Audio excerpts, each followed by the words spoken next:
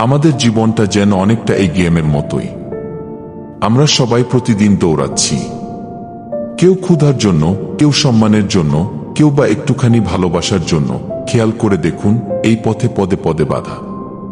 কখনো কখনো মনে হয় সবকিছু ঠিকঠাক চলছে, আবার পরক্ষণেই কোনো একটা ভুল সিদ্ধান্ত আমাদের সবকিছু থেকে ছিটকে ফেলে।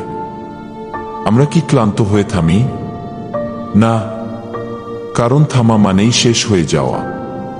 আমাদের আবার উঠে দাঁড়াতে হয়, আবার দৌড়াতে হয়।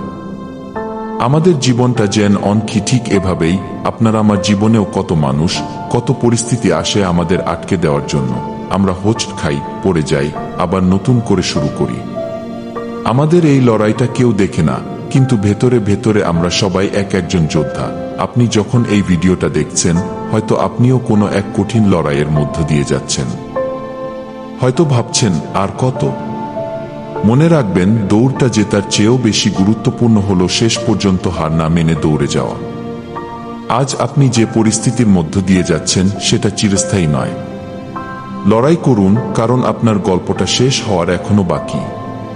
আপনার জীবনের সবচেয়ে কঠিন লড়াইটা কি? কমেন্টে জানাতে পারেন। হয়তো আপনার কথা শুনে অন্য কেউ সাহস পাবে।